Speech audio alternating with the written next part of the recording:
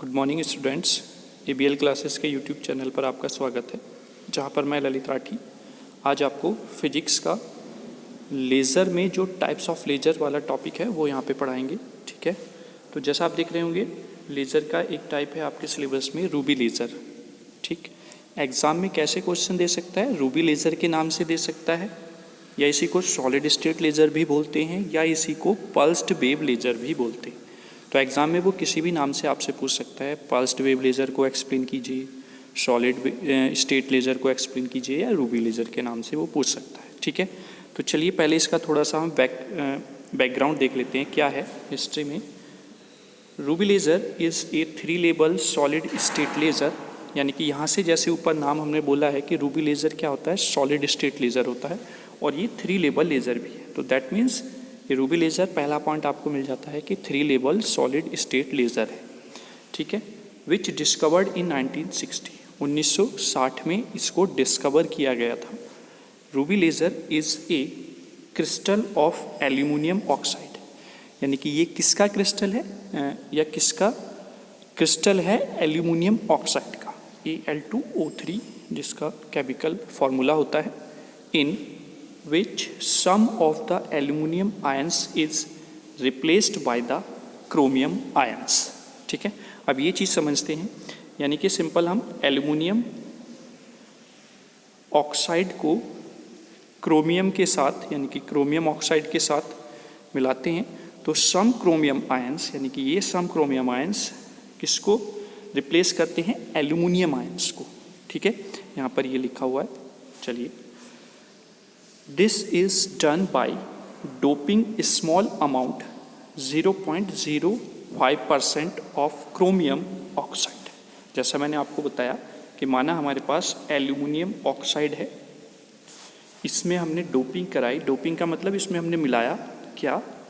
Chromium oxide, Cr2O3।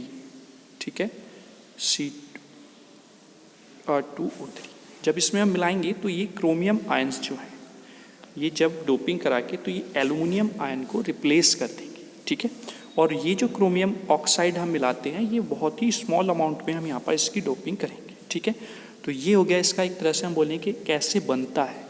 Aluminium oxide में chromium oxide मिलाएंगे, उसकी डोपिंग करेंगे, और डोपिंग करेंगे तो वहाँ से आपके एल्यूमिनियम के जो आयंस हैं वो क्रोमियम आयन से रिप्लेस हो जाएंगे। ठीक है, चलिए आगे देखते हैं। दैट इज़, यहाँ से अगर मैं लिखूँ इसको इक्वेशनली, तो Ruby laser equals to aluminium oxide plus क्या मिलाते हैं? क्रोमियम ऑक्साइड, और क्रोमियम ऑक्साइड कितना मिलाएंगे? 0.05%, यानी कि बहुत स्मॉल अमाउंट में हम इसको मिलाते हैं। ठीक, दैट मीन्स एल्यूमिनियम के रिप्लेस हो जाएंगे क्रोमियम से। ठीक है, चलिए। These chromium ion give the pink colour to the crystal. तो ये जो क्रोमियम आयन्स हमने एल्यूमिनियम ऑक्साइड में मिलाया, या फिर क्रोमियम आयंस ने एल्यूमिनियम आयंस को जो रिप्लेस किया, तो उसके बाद यहाँ पर कैसा कलर मिलेगा? Pink colour. ठीक है, चलिए अब देखते हैं मेनली इसकी कंस्ट्रक्शन। पूछता है कि एक्सप्लेन रूबी लेज़र, या सॉलिड स्टेट लेज़र, या आपका 3 लेवल स्टेट लेज़र भी बोल सकता है, क्योंकि 3 लेवल स्टेट लेज़र होता है, या फिर पल्स्ड वेव लेज़र बोलेगा कि एक्सप्लेन कीजिए with the help of construction. तो ये कंस्ट्रक्शन डायग्राम है। अब हम इसको जो एक्सप्लेनेशन पढ़ेंगे, इसकी पार्ट वाइज पढ़ेंगे, तो उससे आपको इजी हो जाएगा समझने में। तो पहले आप इसकी कंस्ट्रक्शन डायग्राम देख लीजिए। सबसे पहले अंदर सबसे लगा हुआ है ये जो है, this is called the Ruby rod. ये रहा आपका रूबी रॉड। ठीक है, ये कंप्लीट यहाँ से यहाँ तक, that's called the Ruby rod. इसके ऊपर एक ग्लास का फाइबर, जो एक क्या कहते हैं, कवर लगा हुआ है। ठीक है, उसके ऊपर एक हेलिकल नियॉन फ्लैश ट्यूब लगी हुई है, जो आप ये देख रहे हैं ना। ठीक है, वो कनेक्ट है पावर सप्लाई से, यहाँ पर पावर सप्लाई है। इस वाटर टैंक में, ये जो वाटर का कवर, जो यहाँ पर ग्लास का कवर लगा हुआ है, इसमें वाटर हम एंटर कराते हैं एक साइड से, और एक साइड से बाहर निकाल देते हैं। तो इसका क्या फंक्शन है अभी हम आगे देखेंगे। ठीक है, ये जो आपकी रूबी रॉड है, एक तरफ से फुल्ली सिल्वर्ड पॉलिश्ड होती है, और एक तरफ से पार्शली सिल्वर्ड पॉलिश होती है। ठीक है, इनका क्या फंक्शन है वो हम अभी आगे देखेंगे। तो आई थिंक आपको पार्ट्स समझ में आ गए हैं क्या क्या चीज़ें हैं। First one is Ruby rod, helical neon flash tube है, एक ऊपर ग्लास का कवर लगा हुआ है जिसमें से एक साइड से पानी जाता है और एक साइड से पानी बाहर निकल जाता है, ठीक है। जो आपकी रूबी रॉड है वो एक साइड से फुल्ली सिल्वर्ड पॉलिश्ड है और दूसरी साइड से पार्शियली पॉलिश्ड है सिल्वर से, ठीक है। चलिए अब इसकी कंस्ट्रक्शन को डिवाइड करके जो मैंने आपको बताया है वो चीज़ हम देख लेते हैं यहाँ पर। देखिए कंस्ट्रक्शन का एक्सप्लेनेशन क्या है। सबसे पहला पॉइंट मैंने बनाया है एक्टिव वर्किंग मीडियम। अब एक्टिव वर्किंग मीडियम क्या है वो देखते हैं। In ruby laser, ruby rod is the working medium which have the mixture of aluminium oxide and chromium oxide in which chromium ions replacing aluminium ions. जैसा कि history में मैंने आपको बताया था कि रूबी लेज़र जो है वो कैसे फैब्रिकेट होता है, एल्यूमिनियम ऑक्साइड में क्रोमियम ऑक्साइड की डोपिंग कराते हैं, फिर ये एल्यूमिनियम के जो आयंस हैं वो रिप्लेस हो जाते हैं क्रोमियम आयन से, ठीक है। तो यही जो पूरा बना हुआ है उसको हमने बोल दिया रूबी रॉड, यानी कि रूबी रॉड में मिक्सचर है एल्यूमिनियम ऑक्साइड और क्रोमियम ऑक्साइड। तो ये क्या कहलाएगा आपका एक्टिव वर्किंग मीडियम, क्योंकि इसी की हेल्प से आपको क्या मिलेगी, लेज़र बी मिलेगी, ठीक है। तो आई थिंक ये एक्टिव वर्किंग मीडियम आपको क्लियर हो गया होगा बहुत अच्छे से। चलिए नेक्स्ट आता है पंपिंग। पंपिंग आपको पता है, पंपिंग का मतलब क्या होता है कि पंप कराना, यानी कि आपका इलेक्ट्रॉन जो लोअर एनर्जी स्टेट पर है उसको हायर एनर्जी स्टेट पर पंप करा के यानी कि ऊपर पहुंचाना है, दैट्स कॉल्ड द पंपिंग, ठीक है। डिफरेंट टाइप्स ऑफ पंपिंग मैंने आपको बताया है क्या क्या होते हैं, यानी कि इलेक्ट्रॉन को लोअर एनर्जी स्टेट से अपर एनर्जी स्टेट पर पहुंचाने के लिए डिफरेंट मेथड्स हम यूज़ करते हैं, वही आपके मेथड्स ऑफ पंपिंग हो जाते हैं। तो यहाँ पर हमने किस टाइप की पंपिंग यूज़ की है वो देख लेते हैं। Pumping in ruby laser, optical pumping is used for exciting the atoms from ground state to the excited state, ठीक है। जैसे आपने पढ़ा था एब्जॉर्प्शन ऑफ रेडिएशन, तो उसी को हम बोल देते हैं पंपिंग, यानी कि एब्जॉर्प्शन ऑफ रेडिएशन में रेडिएशन को एब्जॉर्ब करते हैं एटम्स, उनको की एनर्जी को एब्जॉर्ब करते हैं, उनकी एनर्जी बढ़ जाती है तो वो नीचे से ग्राउंड स्टेट से अपर स्टेट पर पहुंच जाते हैं, ठीक है। उसी को टेक्निकल नाम दे दिया जाता है पंपिंग, ठीक। वही चीज़ यहाँ पर लिखी हुई है, एक्साइटेड स्टेट पर पहुँचाना होता है ग्राउंड स्टेट से। और कौन सी पंपिंग यूज हुई है रूबी लेज़र में, ऑप्टिकल पंपिंग, ठीक है। Here optical energy is provided by the helical neon tube. जैसा आपने देखा होगा कंस्ट्रक्शन में हेलिकल नियॉन ट्यूब लगी हुई थी, है ना। मैं आपको एक बार दिखा देता हूँ फिर से डायग्राम, ये रहा, है ना। ये जो हेलिकल ट्यूब है, जैसे ही हम पावर सप्लाई ऑन करेंगे यहाँ से, तो ये क्या करेगा, जैसे आपने देखा है फ़ोटो खींचते हुए कैमरे से फ्लैश लगता है, तो वही क्या हो गया, फ्लैश के थ्रू इसने ऑप्टिकल लाइट प्रोवाइड कराई है और उस ऑप्टिकल लाइट को ये एब्जॉर्ब करेंगे, ठीक है। कौन, ये जो आपका एक्टिव वर्किंग मीडियम के एटम्स हैं यहाँ पर, ठीक है। तो वो क्या हो जाएंगे, एक्साइट होकर ऊपर एनर्जी हायर एनर्जी स्टेट पर पहुँच जाएंगे, ठीक है ना। चलिए हमारा पंपिंग हो गया है। अब आगे है रेजोनेंट कैविटी। इसको ध्यान से समझना, ये इंपॉर्टेंट है यहाँ पर। जो वहाँ पर हमने फुल्ली पॉलिश्ड और पार्शली पॉलिश्ड किया था सिल्वर से, वही चीज़ यहाँ पर बताई जाएगी रेजोनेंट कैविटी में। तो देखते हैं रेजोनेंट कैविटी क्या है। Resonant cavity is the combination of two parallel mirrors, यानी कि रेजोनेंट कैविटी क्या है, कॉम्बिनेशन है टू पैरेलल मिरर्स का। जैसा आपने देखा था, मैंने एक्टिव वर्किंग मीडियम में आपको बताया था, यहाँ पर फुल्ली पॉलिश्ड था ये और यहाँ पे ये पार्शली पॉलिश्ड था। तो ये क्या है, मिरर की तरह काम कर रहे हैं यहाँ पर और यहाँ पर। उसके तो जैसा मैं बता रहा था आपको कि हमने जो रूबी रॉड पढ़ा है वहाँ पर क्या है, एक तरफ आपका फुल्ली पॉलिश्ड है और एक तरफ पार्शली पॉलिश्ड है, ठीक है।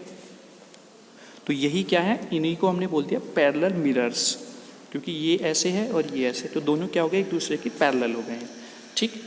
तो resonant cavity is the combination of two parallel mirrors which are connected on both ends of the active working medium. जैसा कि मैंने अभी बताया, दोनों एक्टिव वर्किंग मीडियम के दोनों साइड होते हैं और कैसे, पैरेलल में, ठीक है।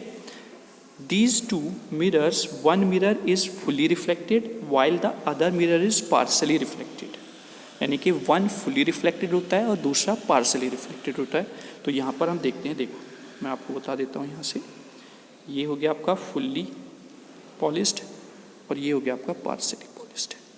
जैसे ही हमने अपनी फ्लैश ट्यूब से यहाँ पर फ्लैश दिया यानी कि ऑप्टिकल पंपिंग प्रोवाइड किया, तो यहाँ से जो एनर्जी आएगी उसको ये क्या करेगा, एक्टिव वर्किंग मीडियम के एटम्स एब्जॉर्ब करेंगे। ठीक है, एब्जॉर्ब कर लिया तो एक्साइटेड स्टेट में पहुँचे। जब वो नीचे आएंगे तो वो क्या करते हैं, फोटोन को जनरेट करते हैं, है ना। और जब वो फोटोन को जनरेट करते हैं तो आपका फोटोन ये जनरेट हो गए, है ना। ठीक है, तो जब ये फोटोन इधर जा रहे हैं इस डायरेक्शन में ऐसे, तो यहाँ पे पार्सली पॉलिश्ड है, तो अगर वो निकल गए तो बाहर निकल जाएंगे। अगर वो ऐसी एरिया से टकराए, ऐसी एरिया से स्ट्राइक हुए कि वहाँ पर पॉलिश्ड है, तो वो क्या हो जाएंगे, वापस हो जाएंगे। माना ये वाला यहाँ पर टकराता है, ये वाला फोटोन, तो ये रिटर्न होके टोटली रिफ्लेक्ट होके वापस हो जाएगा। और इधर फुल्ली पॉलिश्ड है, तो फुल्ली पॉलिश्ड से जो भी फोटोन टकराएगा वो टोटल रिफ्लेक्ट होकर वापस हो जाएगा। ठीक है, यही है आपका रेजोनेंट कैविटी का वर्किंग। इससे क्या होगा कि जितने नंबर ऑफ फोटोन्स ज़्यादा जनरेट होंगे वो एटम से टकराएंगे, नेक्स्ट एटम से, और जैसे ही नेक्स्ट एटम से टकराएंगे तो वो क्या करेंगे, एक का मल्टीपल में आपके फोटोन्स जनरेट होना स्टार्ट हो जाएंगे, जिससे कि आपके बहुत ज़्यादा फोटोन्स जनरेट होते हैं। और यही होता है स्टिमुलेटेड एमिशन, जो वर्किंग प्रिंसिपल है किसी भी लेज़र का। ठीक है, आई होप आपको अच्छे से क्लियर हो गया होगा रेजोनेंट कैविटी। ठीक है, hence resonant cavity is used for amplifying, देखो यहाँ पर ये वर्ड है एम्पलीफाइंग द लेज़र लाइट। तो जनरली अब हमें क्लियर हो चुका है कि एम्पलीफाई ऑफ लाइट जो होती है वो किसकी हेल्प से होती है, रेजोनेंट कैविटी की हेल्प से। ठीक है, क्योंकि लेज़र की फुल फॉर्म क्या आती है, लाइट एम्पलीफिकेशन, लाइट को एम्पलीफाई करना है हमको। ठीक है ना, तो वो किसके थ्रू हो रही है, रेजोनेंट कैविटी। और रेजोनेंट कैविटी में क्या लगे हुए हैं, दो पैरेलल मिरर्स लगे हुए हैं, जिनकी हेल्प से, जिनकी मदद से हम लाइट को एम्पलीफाई करते हैं। ठीक है, चलिए, and last part one is the cooling system. ठीक है, जो मैंने एक आपको बताया था ना, ऊपर ग्लास कवर लगा हुआ है और एक साइड से पानी एंटर करता है, दूसरी साइड से पानी निकल जाता है, that's called the cooling system. In ruby laser, cooling system is used for cooling the active working rod because only few percentage of optical energy is used for pumping the atoms from the ground state to the excited state. अब ये क्या है देखते हैं, चलिए। अब जैसे starting में क्या है, फ्लैश ट्यूब से फ्लैश दिया हमने, यानी कि ऑप्टिकल एनर्जी प्रोवाइड की। तो अगर उस ऑप्टिकल एनर्जी को देखें तो उसका अप्रॉक्सीमेटली 5 से 10% ही यूज़ होता है आपको इलेक्ट्रॉन को पंप कराने में, यानी कि इलेक्ट्रॉन को यहाँ से यहाँ पहुँचाने में ओनली 5 से 10% जो एनर्जी है वही यूज्ड होती है। जो रिमेनिंग एनर्जी है वो क्या हो गई है, वेस्ट हो चुकी है। और वेस्ट हो गई तो वो क्या करेगी कि उस सिस्टम को हीट अप करने का काम करेगी। जैसे आपने देखा होगा कि कंप्यूटर के जो सीपीयू होते हैं उसमें एक फ़ैन लगा होता है, या फिर आप अपने लैपटॉप में देखते होंगे उसमें फ़ैन लगा होता है। तो वो इसीलिए होता है कि अगर आप बहुत लॉन्ग टाइम के लिए अपने लैपटॉप को यूज़ कर रहे हैं तो जिससे कि वो हीटअप ना हो, उसके हीट को कम करने के लिए वहाँ पर फ़ैन होता है, तो वो उसके लिए कूलिंग सिस्टम हो गया है। तो वैसे ही आपका कूलिंग सिस्टम होता है कि जिससे आपका रॉड जो एक्टिव वर्किंग मीडियम है, वो जो रॉड है रूबी रॉड, वो ज़्यादा गर्म ना हो। अगर वो ज़्यादा गर्म हो जाएगी तो उससे प्रॉब्लम हो जाएगी आपके लेज़र। ठीक है, और उसके लिए हम क्या करते हैं, अपनी, जैसे मैं डायग्राम में आपको दिखा देता हूँ, यहाँ से माना एक साइड से हमने वाटर को एंटर किया, दूसरी साइड से वाटर को पास कर दिया। जो वो एक्स्ट्रा एनर्जी थी उससे वाटर गर्म हुआ और गर्म होने के बाद पानी बाहर निकल गया, फिर गर्म हुआ, फिर बाहर निकल गया। इस टाइप से आपका चलता रहेगा। ठीक है, तो आई होप आपको इसकी कंस्ट्रक्शन बहुत अच्छे से क्लियर हो गई होगी। अब आते हैं इसकी वर्किंग में। वर्किंग में कुछ नहीं है, आपको मैंने एक 3 लेवल लेज़र की वर्किंग का एक वीडियो बनाया हुआ है, आप उसको देख लीजिए। बस वही चीज़ है, सिंपल वही है। एटम ग्राउंड स्टेट से एक्साइटेड स्टेट पे जाएगा, एक्साइटेड स्टेट पे कुछ टाइम के लिए रुकेगा, वो टाइम क्या है, 10⁻⁻8 सेकेंड होता है। उसके बाद एटम नीचे आएगा, यानी कि लोअर एनर्जी स्टेट पर, जो भी उससे नीचे एनर्जी स्टेट है यहाँ पे आ जाएगा। ये जो डिके होता है ये रैपिड डिके बोला जाता है, यानी कि बहुत जल्दी नीचे आ गया आपका एटम। तो वहाँ पे ये रेडिएशन लेस डीके हो रहा है, यानी कि यहाँ से जब E3 से E2 पे आपका एटम या इलेक्ट्रॉन जा रहा है तो उसने आपके फोटोन को जनरेट नहीं करेगा, इतना ज़्यादा एनर्जी गैप नहीं है कि वो फोटोन जनरेट कर दे, और इसी को बोलते हैं मेटास्टेबल स्टेट। और मैंने आपको मेटास्टेबल स्टेट भी बहुत अच्छे से बताई हुई है कि मेटास्टेबल स्टेट वो स्टेट होती है जो हमें हेल्प करती है पॉपुलेशन इन्वर्जन कराने में, जहाँ पर आपके एटम्स या इलेक्ट्रॉन्स 10⁻² से 10⁻³ सेकेंड तक स्टे करते हैं, जिससे नंबर ऑफ इलेक्ट्रॉन्स यहाँ पर ज़्यादा हो जाते हैं as compare to the E1। तो यहाँ पर क्या हो जाता है, पॉपुलेशन का इन्वर्जन जो मस्ट है लेज़र बीम जनरेट करने के लिए, ठीक है। तो जब आपका इलेक्ट्रॉन यहाँ से E2 से E1 पर पहुँचेगा, यानी कि नीचे आएगा, तो वहाँ पर आपको मिलेगा लेज़र बीम। ये रहा, बस आपको क्या चीज़ यहाँ पर याद रखनी है, वर्किंग सेम वही है 3 लेवल लेज़र सिस्टम, क्योंकि ये 3 लेवल लेज़र सिस्टम होता है आपका रूबी लेज़र, ठीक है। तो बस आपको ये ध्यान रखना है कि यहाँ पर जो हमने कॉम्बिनेशन लिया है उससे 6943 एंगस्ट्रॉम की लाइट जनरेट होगी। जब हम पंपिंग में यानी कि हेलिकल ट्यूब से जो लाइट प्रोवाइड करा रहे हैं, वहाँ से जो पंपिंग में लाइट यूज़ होगी वो आपकी होगी 5500 एंगस्ट्रॉम की लाइट यूज़ करेंगे, ठीक है। क्लियर हो गया। तो जब आपका E2 से E1 पे इलेक्ट्रॉन एनर्जी लॉस करके आएगा तो वहाँ पर वो फोटोन जनरेट कर देगा, और फिर जैसे जैसे नेक्स्ट एटम्स नीचे आते रहेंगे वो स्ट्राइक करते रहेंगे और वहाँ से आपको लेज़र बीम मिल जाएंगे, ठीक है। तो this is the working principle of Ruby laser, या फिर दूसरा नाम क्या बताया था हमने, सॉलिड स्टेट लेज़र, या फिर एक थर्ड नाम और है इसका पल्स्ड वेव लेज़र। तो इसमें से किसी भी नाम से आपका लेज़र पूछ लिया जाए, आपको रूबी लेज़र एक्सपीरियंस करना है, ठीक है। चलिए, आई होप आपको रूबी लेज़र बहुत अच्छे से क्लियर हो गया होगा। अगर फिर भी कोई प्रॉब्लम होती है तो आप कमेंट बॉक्स में कमेंट जरूर करें। Thank you and bye.